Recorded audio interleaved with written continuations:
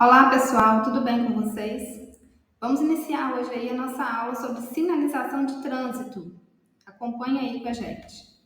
Primeiro, a sinalização terá a seguinte ordem de prevalência.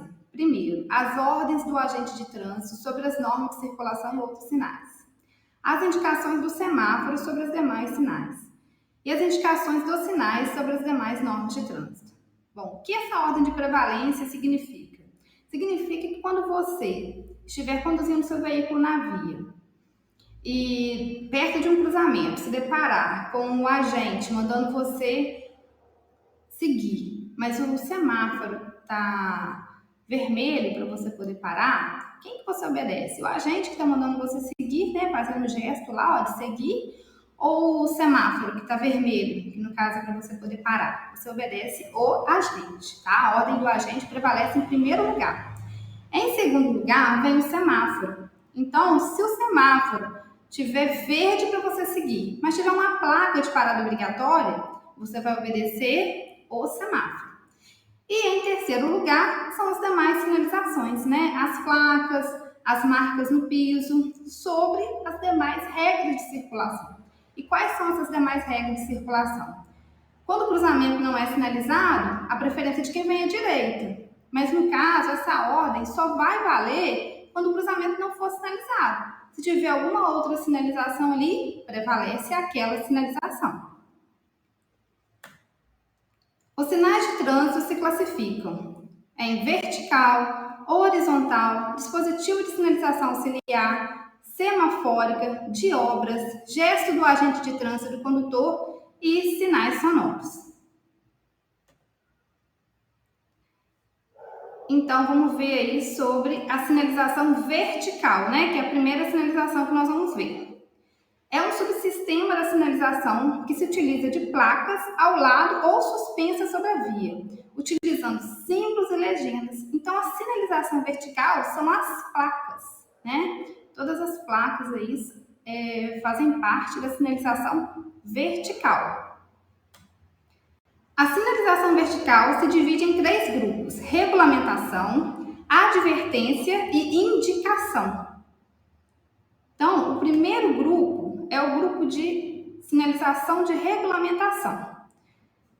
Esse grupo, né, de regulamentação, ele informa aos usuários das obrigações, proibições ou restrições quanto ao uso da via. Seu desrespeito constitui infração de trânsito. Ou seja, as placas de regulamentação são essas placas que vão obrigar, proibir, fazer restrição. As mensagens delas são imperativas, são mensagens de ordem. Quando você não obedece alguma placa dessa de regulamentação, você está exposto aí a uma infração, tá? A uma multa aí no caso, ou alguma outra penalidade. Aí nós temos até aqui, né, alguns modelos dessa sinalização de regulamentação. Lembrando que as placas de regulamentação têm a sua forma padrão circular, como essa primeira aqui, ó, que é proibido virar à esquerda, né? A forma padrão dela é circular. Quando ela vem com esse traço no meio, significa o quê? Significa que é proibido alguma coisa, tá? Como esse caso, por exemplo, é proibido virar à esquerda.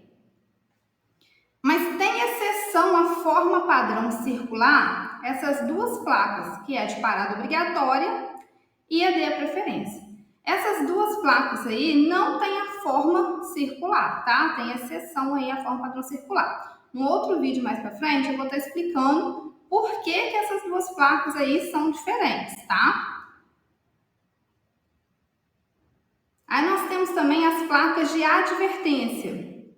Tem a função de alertar os usuários das vias sobre os perigos existentes na via e a sua natureza.